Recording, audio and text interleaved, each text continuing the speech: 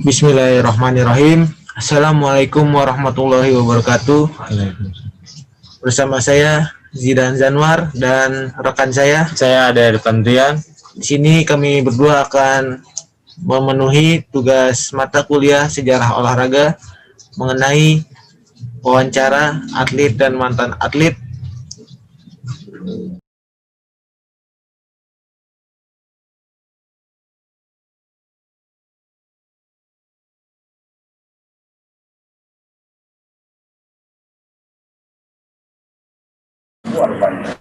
Ya, kita kali ini kedatangan Kanana ya.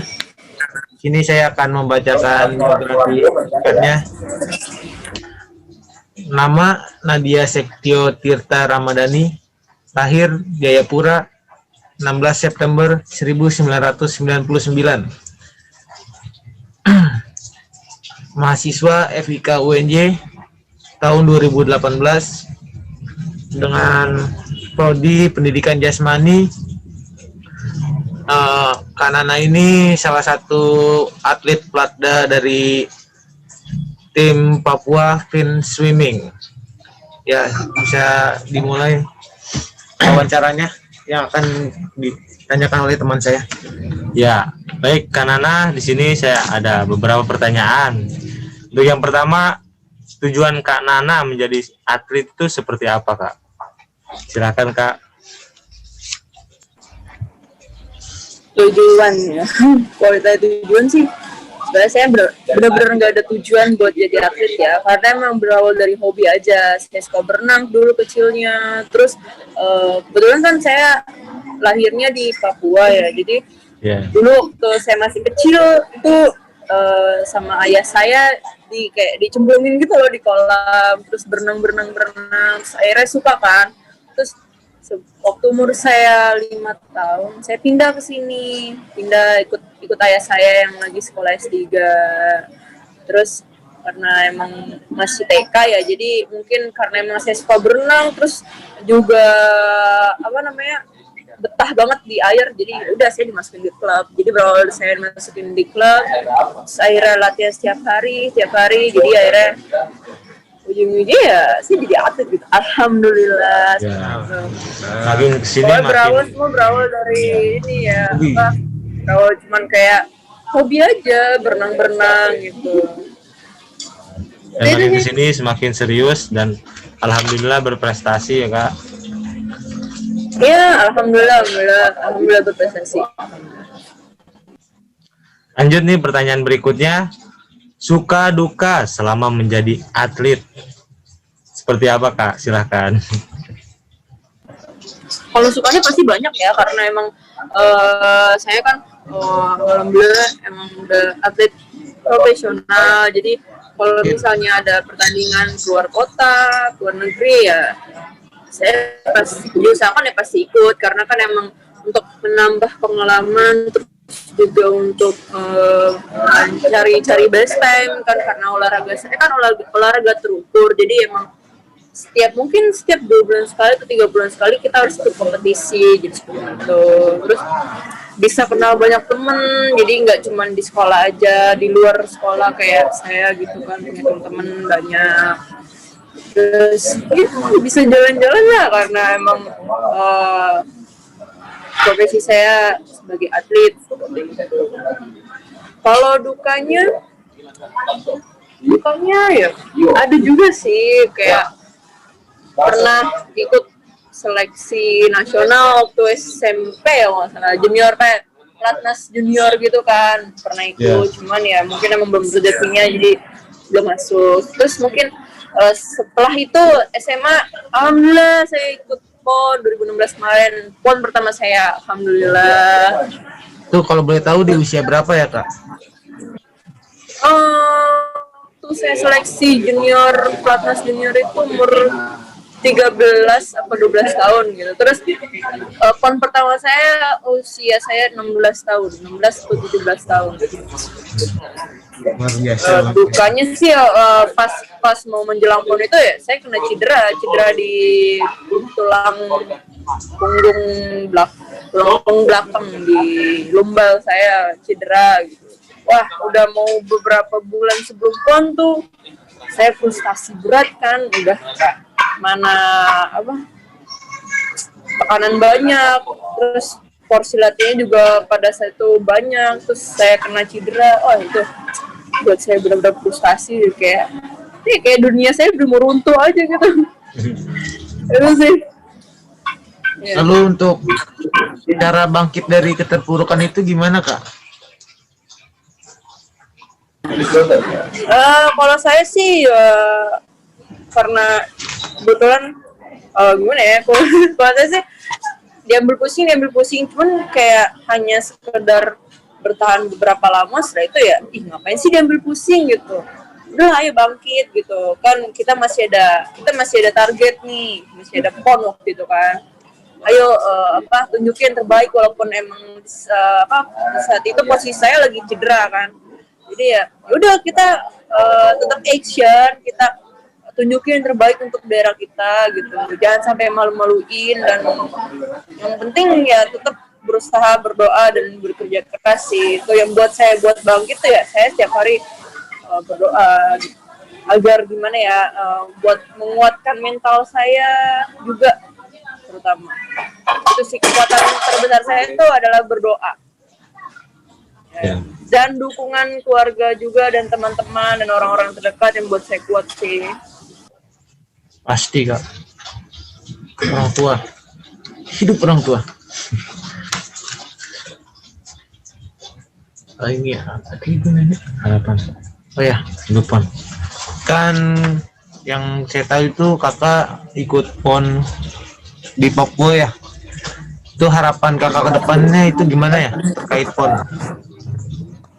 Iya, alhamdulillah banget saya masih dikasih kesempatan buat ikut PON sebenarnya tahun ini ya, cuma karena lagi pandemi jadi diundur ya tahun depan. Ya betul kak.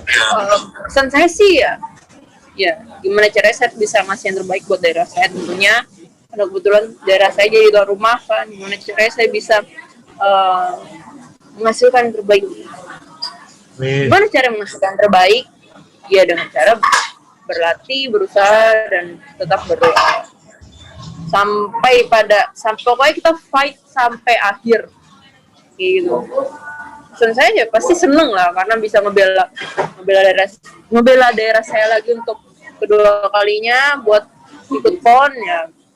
Mau gimana pun saya tetap harus fight, berjuang sampai titik darah penghabisan istilahnya ya gitu.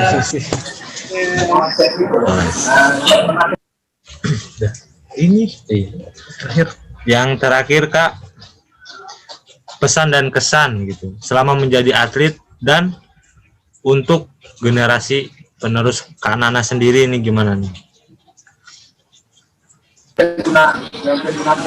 Kesan saya selama saya jadi atlet banyak ya, karena emang dari kecil kan saya udah menggeluti dunia saya gitu. Kesannya ya untuk diri saya sendiri ya, saya masih harus banyak belajar lagi, karena nggak mungkin saya berhenti sampai sini aja kan, karena emang pengetahuan luas, dunia luas, dan kita harus benar-benar survive buat semuanya gitu. Untuk pesannya ke generasi muda ya, yang pengen jadi atlet ya dicoba aja, karena kayak kalau menurut orang tuh jadi atlet tuh enak, gini gampang, gini. Kalau menurut saya sih enggak ya. Jadi atlet tuh banyak banget pengorbanan yang harus dikeluarkan dalam diri kalian gitu. Misalnya kayak sekolah atau nggak bisa main sama temen-temen karena kalian harus berlatih, karena kalian punya target gitu. Jadi kalau misalnya bilang jadi atlet itu enak, ya menurut saya nggak enak, karena emang sesusah itu jadi atlet ya. Kita nggak bisa ngapa-ngapain, kita cuman pikirannya hanya berlatih sampai kita benar-benar berhasil sama apa yang kita capai gitu. Jadi kalau pengen jadi atlet ya berusaha latihan sekeras mungkin sampai jadi kebanggaan keluarga gitu. Ya betul, asal jangan latihan tipes. Pokoknya latihan lah sampai tulang lu patah kek, cedera kayak atau apa kayak, pokoknya sampai di tujuan Sampai penghabisan lah. merangkak pun harus latihan berarti. Ya sampai sujud di track juga nggak apa-apa kok. Iya. Kalau nanti pasti juga ada hasilnya. Mungkin. Saya punya teman kayak gitu, kemarin dia latihan kan, terus dia bener-bener sujud di track gitu. Wah, saya kayak bener-bener wah, latihannya gila banget ya, sampai bener sujud di track gitu. Sholat mereka di track. Hebat. Saya akui itu hebat banget sih. Amin. Amin, amin. Ada lagi nggak? Nggak ada.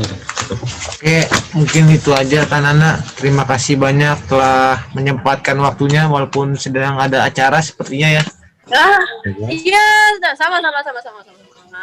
Semoga Pokoknya diberi selalu ya. ya betul. Buat Begitu Amin. begitu juga dengan Kak Nana. Amin. Terima kasih banyak Kak. Amin. Iya, sama-sama. Assalamualaikum. Thank you. Assalamualaikum. Waalaikumsalam.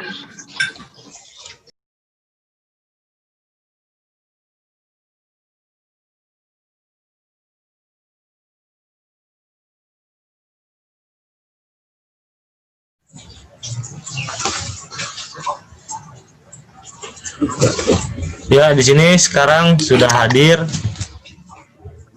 Bang Ahmad Hulaifi. Ya, adalah Assalamualaikum. Ya, assalamualaikum Bang. Waalaikumsalam. Gimana Bang kabarnya Bang? Alhamdulillah sehat, masih sedikit batuk sih. Ya Bang. Semoga diberikan kesehatan ya Bang ya. Amin. Ya.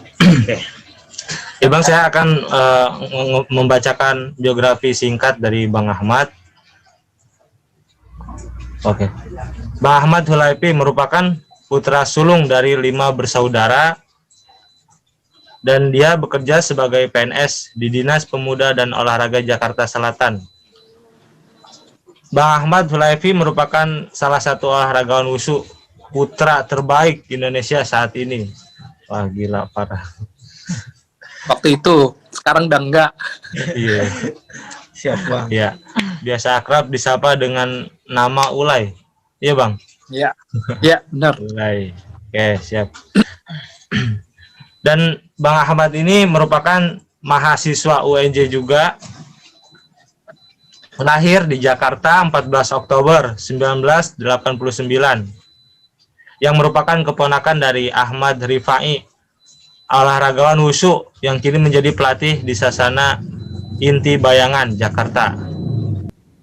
Nah, kemudian ada prestasi yang sudah diperoleh Bang Ahmad, yaitu medali perak nomor Dosu Putra kejuaraan Asia Singapura pada 2005. Kemudian ada medali perunggu nomor Dosu Putra kejuaraan dunia junior Malaysia 2006. Dan pada tahun 2010 medali emas disabet dengan nomor Dosu Putra di kejuaraan internasional Hong Kong. Di 2011 itu ada SEA Games, medali emas. 2013 di SEA Games Myanmar, medali emas. Dan yang terakhir Medali perunggu. Asian Games ya Bang ya, medali perunggu pada Masih tahun ada Games 2015. Ada lagi SEA Games 2015. dari Emas. siap. Terus terakhir 2017 baru perak, habis SEA Games Malaysia 2017 baru Asian Games. Oh. Luar biasa nih Abang nih. Jadi segitu yang bisa saya sampaikan di biografi. Mungkin nanti Abang bisa ngejelasin gitu Bang dari awal kali Awal menjelaskan secara singkat gitu Bang. perjalanan karir Abang mulai dari nol mungkin secara singkatnya. Ya. Oke. Ya, Sekarang silakan Bang. Jadi awal mula latihan wushu itu sebenarnya dari kelas 4 SD. Itu udah mulai latihan wushu. Dan pelatih saya kebetulan dari paman saya tadi disebutin Ahmad Rifai. Beliau itu adalah atlet wushu pertama Indonesia. Lalu beliau itu mendalami lagi olahraga wushu itu ke Cina selama 1 tahun. Baru abis itu pulang menyebarkan olahraga wusu.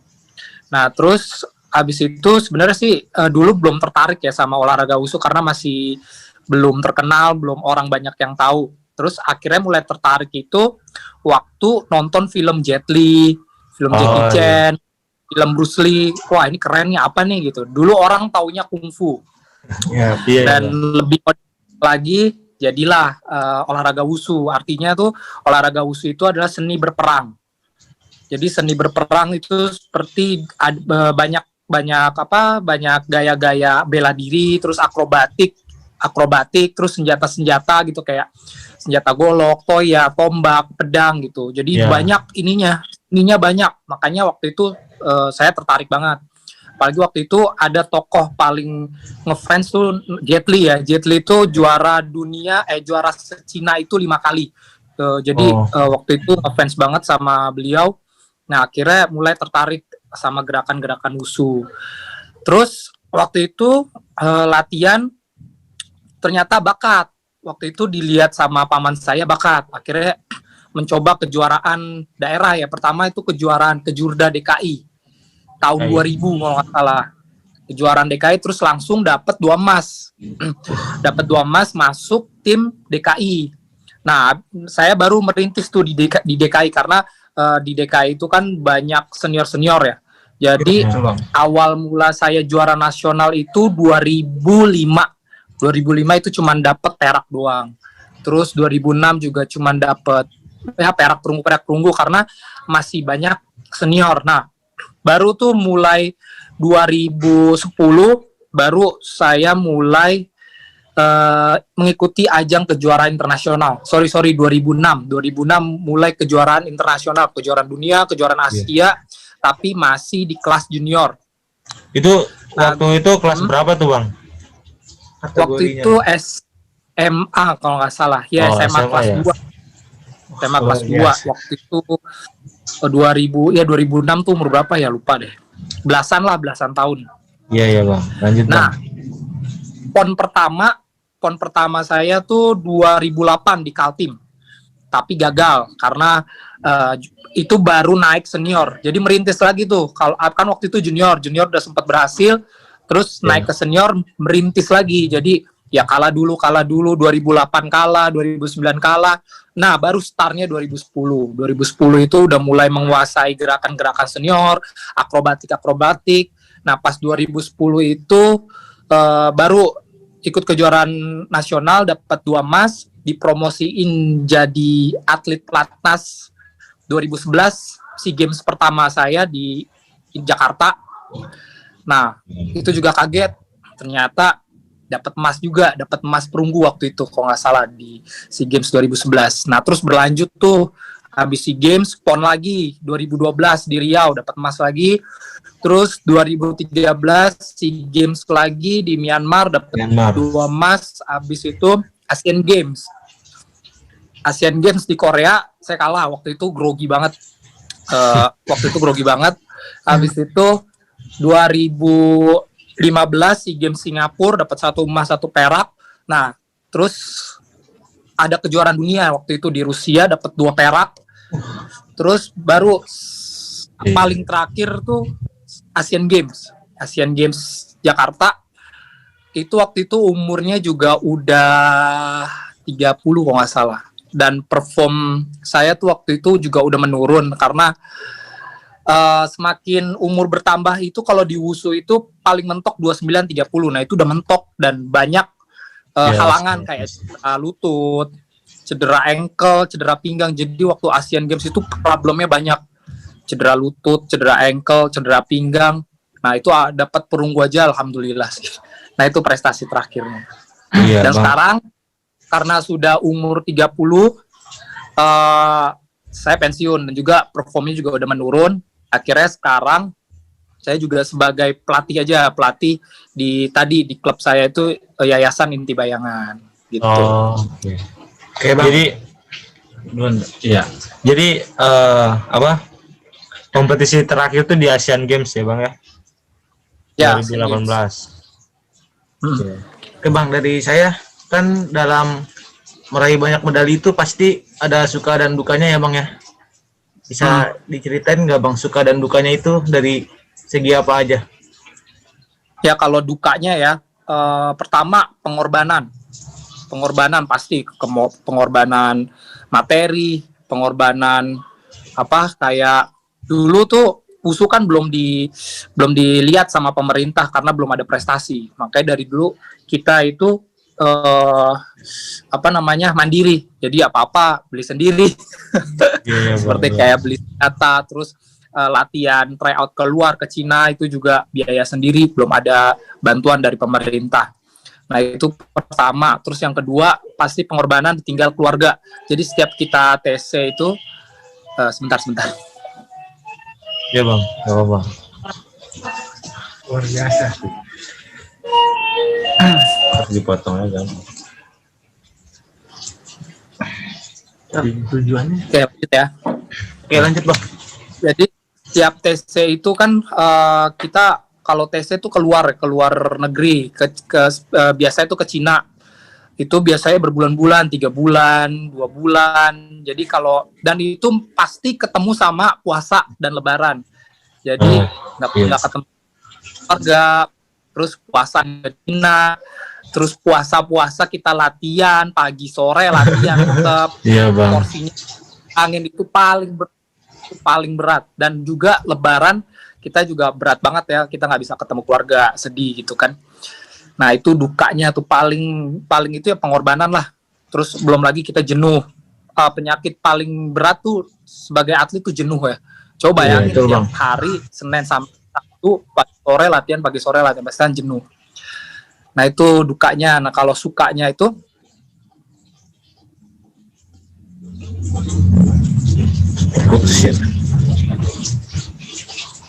Iya. Aduh Bang, sorry Bang. Di sini lagi hujan Bang, Terkendala jaringan Bang. Oke. Boleh lanjut aja Bang, tadi sudah dukanya udah dijelasin. Kayak mana ya? Sampai suka Bang, masuk ke suka. Oh iya. Ya itu sukanya tadi dapat semuanya terbayar ya, kalau kita udah juara terus mewakilin Indonesia, terus kita bisa dapat medali emas, perak, perunggu atau apapun lah itu.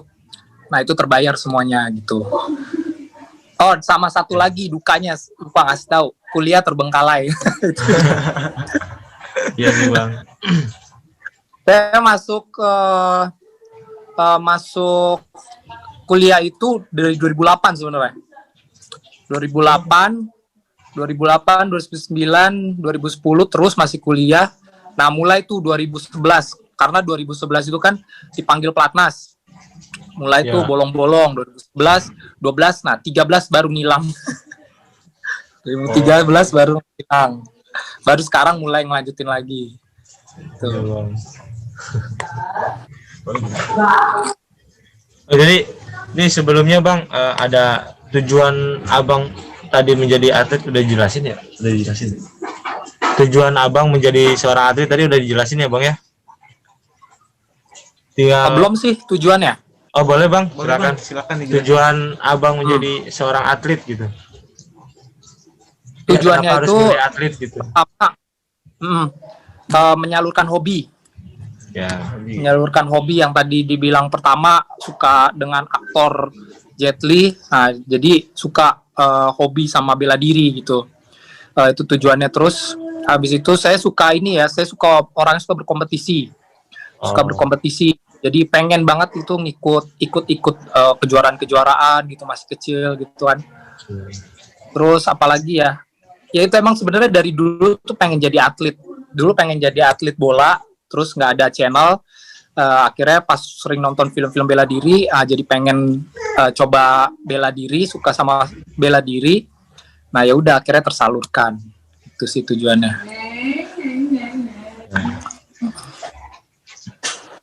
Lanjut lagi Bang. Ada dua pertanyaan lagi nih Bang. Ini untuk harapannya nih Bang, harapan dari seorang atlet nih, harapan dari Bang Ahmad Hulaifi gitu untuk kedepannya gitu Bang. Untuk apanya nih maksudnya? Bicara ke olahraga di Indonesia aja bang. Olahraga di Indonesia, harapannya ya. Iya. Harapannya sebenarnya lebih diperhatikan lagi karena sumber daya manusia di Indonesia itu kan sangat banyak dan sangat berpotensi. Dan pengalaman saya dulu itu, kita dulu tuh, bukan saya aja sih sebenarnya, banyak atlet-atlet zaman dulu tuh berpotensi dan juara dan nggak ada yang tahu.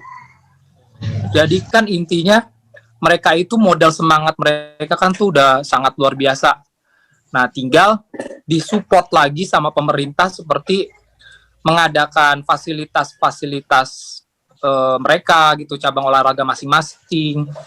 Ya tadi yang saya bilang tadi, sebenarnya kita untuk atlet-atletnya tuh udah banyak banget dan sangat berpotensi semua gitu, dan tinggal yaitu tadi fasilitas, terus asupan makanan apa yang perlu dimakan untuk atlet-atletnya, terus suplemen juga apa yang dibutuhkan, suplemen yang dibutuhkan beberapa cabur kan beda-beda gitu.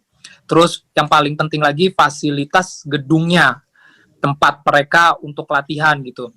Seperti di WUSU sendiri, waktu zaman saya masih latihan itu sangat minim sekali dan nggak standar gitu. Jadi alhamdulillah sekarang udah standar dan udah bagus.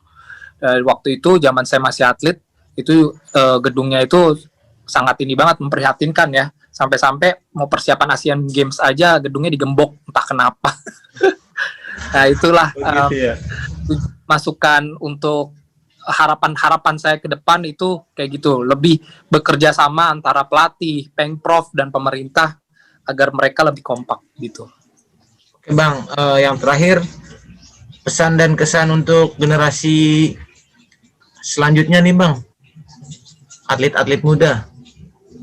Nah, pesan saya sebenarnya untuk atlet-atlet muda, kalian coba flashback ke atlet-atlet zaman dulu.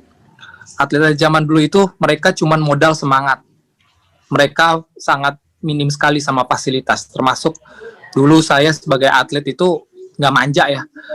Jadi apa adanya, latihan apa adanya, entah itu karpetnya bolong. Kalau di WUSU kan pakai karpet, ya. Entah itu lampunya gelap, entah itu gimana pun, latihannya tetap saya latihan gitu. Dan zaman sekarang udah beda banget. Sekarang tuh WUSU udah terkenal. WUSU itu udah olahraga yang sangat